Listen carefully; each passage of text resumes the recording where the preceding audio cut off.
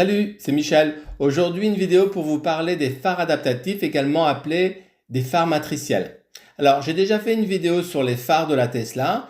Je vous conseille d'aller la voir. Il y a plein d'explications sur l'utilisation des phares, mais à l'époque, les feux matriciels n'existaient pas, donc j'en parlais pas.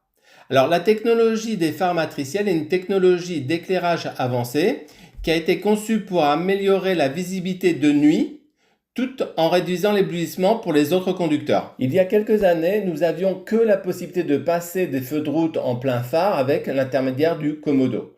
Puis ensuite, avec l'arrivée des caméras avant, est arrivée l'automatisation des feux de route plein phare, représentés par un icône plein phare blanc avec un A à l'intérieur.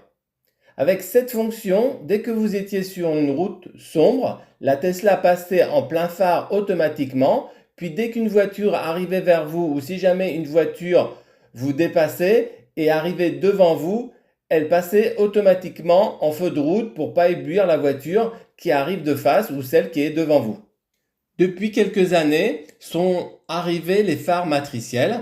Contrairement aux phares traditionnels, les phares matriciels utilisent des LED ou des matrices de LED qui peuvent être contrôlées individuellement et de manière dynamique.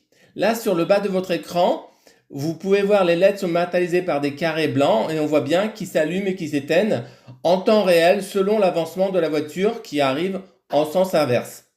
Alors cela permet d'ajuster l'intensité et le faisceau lumineux de chaque LED en fonction des conditions de conduite.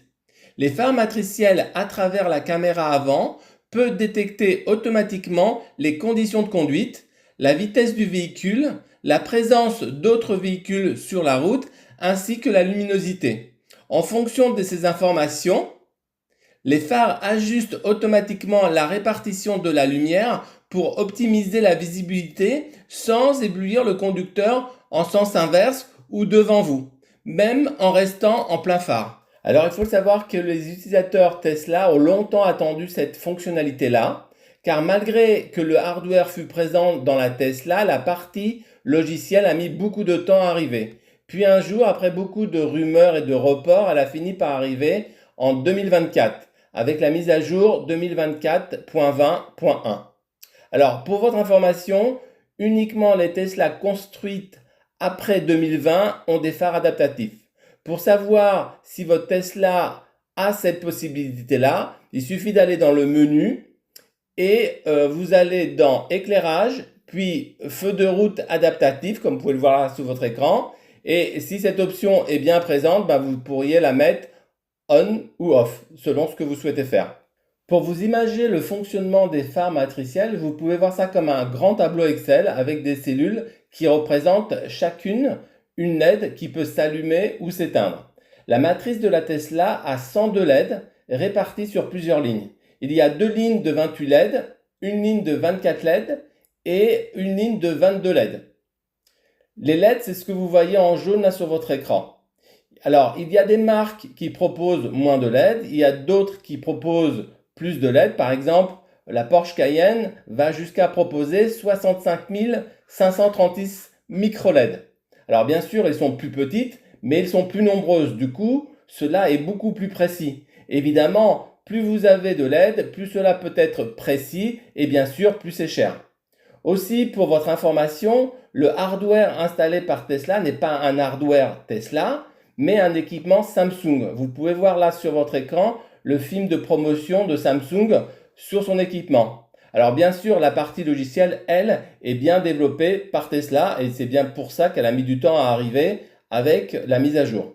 J'ai fait pas mal de vidéos de nuit, mais en fait, le résultat est pas super. Mais bon, pour bien comprendre comment ça marche, on va prendre un exemple avec des feux classiques pour le moment. Alors imaginez, vous roulez sur une nationale, la route n'est pas éclairée, il n'y a pas de véhicule devant vous. La Tesla devrait passer en plein phare si vous avez choisi d'être en phare automatique. Puis un véhicule vient en sens contraire. Dès que votre caméra détecte le véhicule qui rentre dans son champ, elle va arrêter les pleins phares pour passer en feu de route pour ne pas l'éblouir. Puis, dès que le véhicule disparaît, s'il n'y a pas d'autres véhicules, elle repasse en plein phare et vous continuez votre route.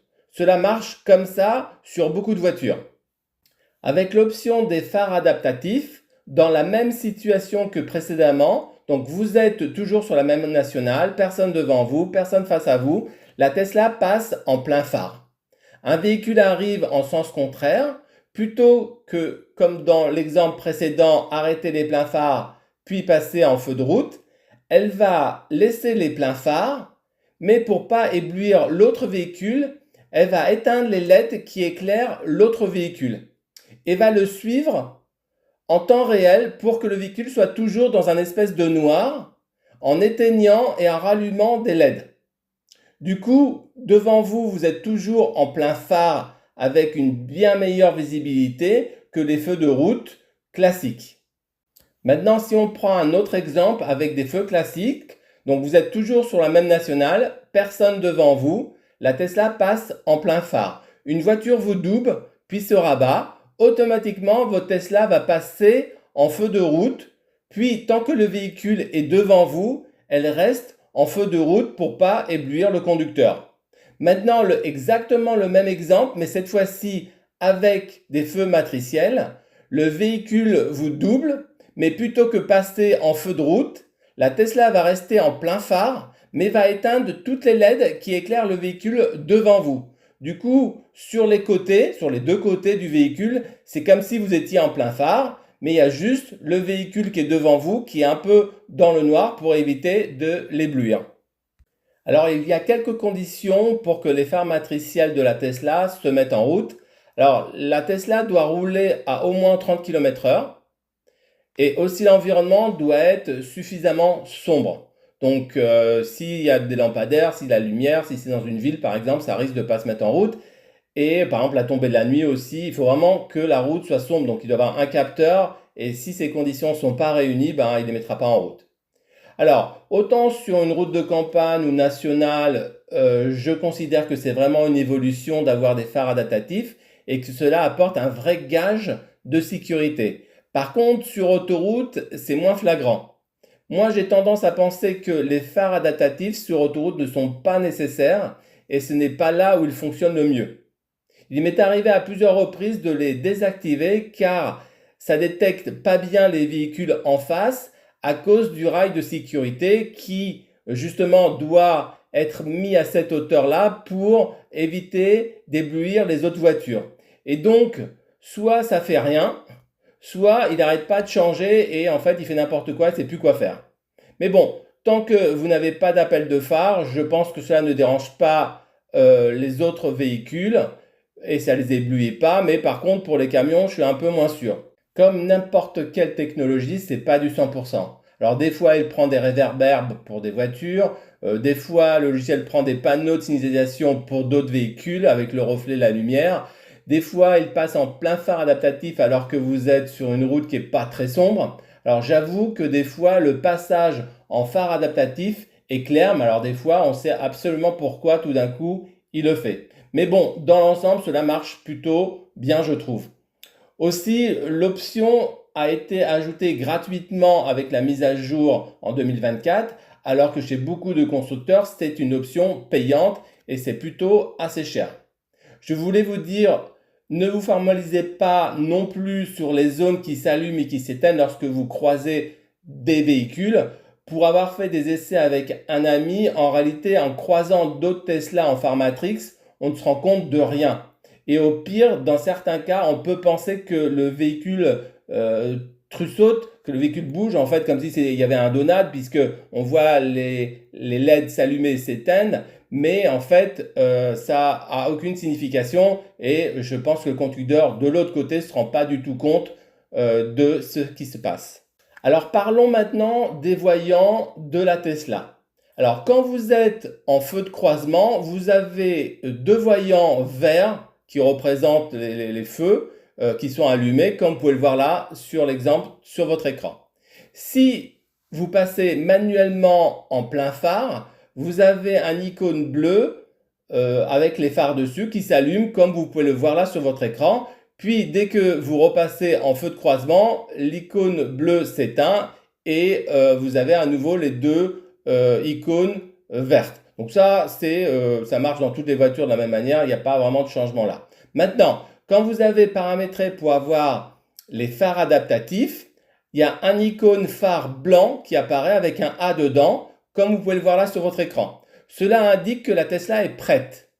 Dès que la Tesla détecte qu'elle peut passer en plein phare adaptatif, elle va éteindre l'icône blanc avec le A dedans, celui qu'on vient de voir, et le remplacer par un icône phare bleu avec un A dedans, comme vous pouvez le voir là.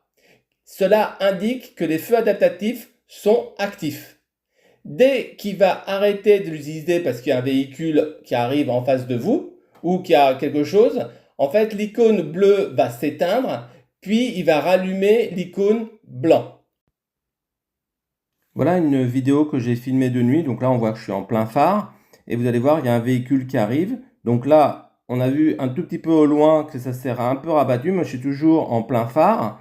Et on peut voir qu'il y a toujours l'icône bleue qui indique que je suis en adaptatif. Et là, vous allez voir, il y a un bus qui arrive. Donc, je suis toujours en adaptatif. On voit le bus passer là. Et là, pareil, il reste en adaptatif. Pas de problème, pas d'appel de phare. Par contre, on voit les limites que je vous disais tout à l'heure. Là, j'arrive à un carrefour. Et c'est bien illuminé, par contre il continue en adaptatif. Voilà un autre exemple de conduite de nuit. Donc là on voit que la route est un peu éclairée, mais bon il est quand même en adaptatif. Là on va voir qu'on croise des véhicules, donc je suis toujours en adaptatif, vous voyez aucun appel de phare. Alors on a du mal à distinguer effectivement qui mettent de l'ombre sur les véhicules qui sont de l'autre côté, mais il fait vraiment le job, sinon vous auriez des appels de phare tout le temps. Voilà, la vidéo est finie. Merci d'être resté jusqu'au bout. J'espère que vous avez appris quelque chose sur les feux de matriciel. N'hésitez pas à partager dans les commentaires votre expérience avec les feux matriciels. Un petit pouce, ça fait toujours plaisir. Vous pouvez bien sûr vous abonner à ma chaîne. Ça fait aussi également toujours plaisir d'avoir de plus en plus d'abonnés. Je vous dis à bientôt et soyez prudents sur la route.